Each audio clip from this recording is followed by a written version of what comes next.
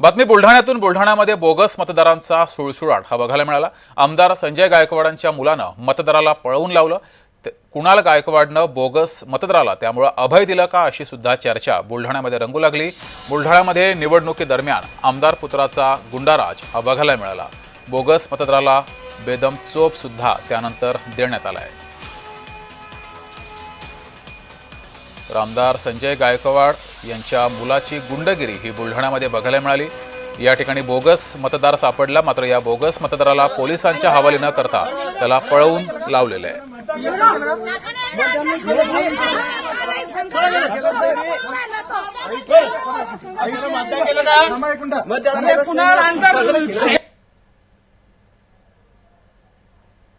आता काय ते मी पण एसपीनं सकाळी सांगितलं की बोगसवर कंट्रोल करा।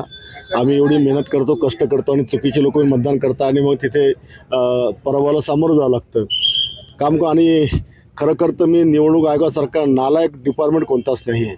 काल मी पाहिलं की खेड्यापाड्याचे किमान 1,500-2,000 नावं, देऊळघाटपासून सगळी, आणि मी दिली 4,000 नावं, 8 ते 10,000 15,000 नावं ही अशी बोगस आहेत की माणसाने जिकाव कसं। आणि त्याच्यामुळे निवडणूक आयोगानं काहीतरी अक्कल देवाण दिली पाहिजे की ही नावं त्यांनी काढली पाहिजे। कोर्ट पण ज्या पद्धतीने निकाल देत आहे आणि त्याच्यानंतर जी काय हालचाल राज्याची होते ते कळतच नाही लोकांना हे नेमकं चाललंय काय। त्यामुळे आज 2 तारीख आणि तुम्ही 18 दिवसानंतर किंवा 19 दिवसानंतर रिझल्ट लावणार। धन्य आहे हा महाराष्ट्र आणि धन्य आहे हा महाराष्ट्राचं सरकार। अधिक माहिती घेऊया। आपले बुलढाण्याचे प्रतिनिधी प्रफुल्ल खंडारे आपल्या सोबत जोडलेत। प्रफुल्ल, खरं तर या बोगस मतदाराला पोलिसांच्या हवाली करणं गरजेचं होतं, मात्र त्याला पळून जाण्यामध्ये मदत केल्याचा आरोप हा आमदारांच्या मुलांवर होतोय। अधिक माहिती। जगदीश, खऱ्या अर्थानं नगरपालिका निवडणुकीच्या निमित्तानं आज बुलढाण्याचा बिहार झाल्याचा अनुभव जो आहे संपूर्ण जिल्हावासियांनी घेतलाय। सकाळपासूनच मोठ्या संख्येनं घाटाखालून मोताळा तालुक्यातून बुलढाणा नगरपालिकेसाठी बोगस मतदान ग्रामीण भागातून आणला गेला असल्याचा आरोप जो आहे तो काँग्रेसकडून करण्यात आला होता। त्या पाठोपाठ 2 ठिकाणी या ठिकाणी बोगस मतदान करताना लोकांना पकडल्या देखील गेलं। तिसऱ्या ठिकाणी प्रभाग क्रमांक 60 या ठिकाणी जेव्हा एक मतदार जो आहे काँग्रेसच्या कार्यकर्त्यांनी त्याला पकडलं, त्याला चांगला चोप दिला आणि बोगस मतदार असल्याचं संपूर्ण त्यांनी सिद्ध केल्यानंतर पोलिसांच्या जेव्हा याला ताब्यात दिलं जात होतं तेव्हा आमदार संजय गायकवाड यांचा मुलगा कुणाल गायकवाड त्या ठिकाणी आला आणि त्याला चक्क पोलिसांच्या ताब्यातून सोडून पळून जाण्यास मदत केली। त्यामुळे एकंदरीतच बुलढाण्यामध्ये नेमकं चाललंय तरी काय हा एक मोठा प्रश्न जो आहे या निमित्ताने विचारला जाऊ लागला होता। गेल्या अनेक दिवसांपासून आपल्याला माहिती की राज्याच्या राजकारणात नाही तर देशाच्या राजकारणामध्ये वोट चोरीचा मुद्दा येतोय, दुहेरी मतदानाचा मुद्दा येतोय, त्याचबरोबर बोगस मतदाराचा देखील मुद्दा जो आहे सातत्यानं गाजत असल्याचं पाहायला मिळतोय। विरोधकांकडून त्याचं या ठिकाणी मोठ्या प्रमाणावर हा मुद्दा जो आहे तो हाताळला जात असतानाच अशा पद्धतीनं शिंदे सेनेच्या आमदाराचा मुलगा जर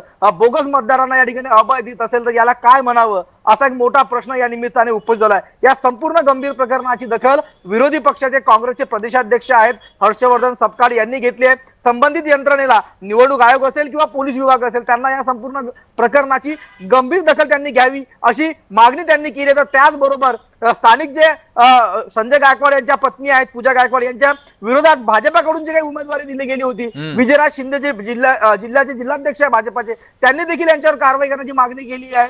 सोबतच जिल्ह्यातील मंत्री जे आहे कामगार मंत्री आकाश फुंडकर यांनी देखील सांगितलं की मोठ्या प्रमाणावर आमदारांनी अशा पद्धतीने बोगस मतदार जे आहे ते बुलढाण्यामध्ये बोलवले आणि त्यांच्या हातून अशा पद्धतीने या ठिकाणी मतदान केलं जात आहे। त्यामुळे निश्चितच निवडणूक आयोगाने संपूर्ण गंभीर प्रकरणाची दखल घेतली पाहिजे। मात्र प्रफुल्ल, या बोगस मतदाराला आमदाराच्या मुलानंच पळून लावण्यामध्ये मदत केलेली आहे, त्यामुळे हे बोगस मतदार आमदारांचे होते का अशी सुद्धा जोरदार चर्चा सुरू आहे।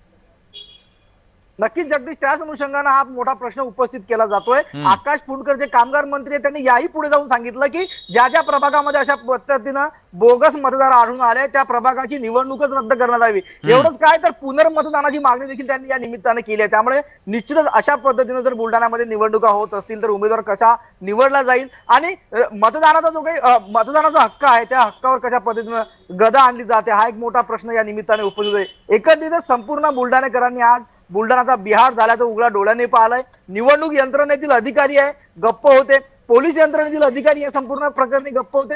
मात्र महत्वाचा एक मुद्दा या ठिकाणी असं म्हणावं लागेल की या संपूर्ण प्रकरणाची जेव्हा वाच्यता माध्यमांमधून झाली होती तेव्हा मात्र या संपूर्ण प्रकाराची दखल जी आहे पोलीस यंत्रणेने घेतली ठीक आणि आहे. अखेर कुणाल गायकवाड याच्या विरोधात गुन्हा दाखल झाला. जे बोगस मतदार म्हणून पुढे आले होते, ज्यांना पकडलं गेलं, त्यांच्यावर देखील या ठिकाणी गुन्हे दाखल झालेले आहेत. त्यामुळे निश्चितच या संपूर्ण प्रकरणामध्ये चौकशी अंती आणखी काही मोठं घबाड किंवा मतदाराचा बोगस मतदाराचा घोटाळा बाहेर येतो का ते देखील पाहणं तितकंच महत्वाचं असणार आहे. कारण की या संपूर्ण निवडणुकीवर गेल्या अनेक वर्षापासून तब्बल 4 वर्ष झाले होते जगदीश ह्या निवडणुका रखडल्या होत्या. त्यामुळे शहरी भागातील ज्या काही अडचणी आहेत त्या मोठ्या प्रमाणात मतदारांना जाणवत होत्या. पाण्याची समस्या असेल, रस्त्याची असेल किंवा मग स्वच्छतेचे प्रश्न असतील, हे सर्व प्रश्न घेऊन आता मतदार राजा जो आहे तो मैदानामध्ये उतरला होता. आणि अशा पद्धतीनं मतदान बोगस मतदार जर मैदानामध्ये उतरून जर करून घेतलं जात असेल तर मतदारांनी या निवडणुकांवर किती विश्वास ठेवायचा हा एक मोठा प्रश्न या निमित्ताने उपस्थित होतोय. जगदीश, धन्यवाद दिलेल्या या माहितीबद्दल.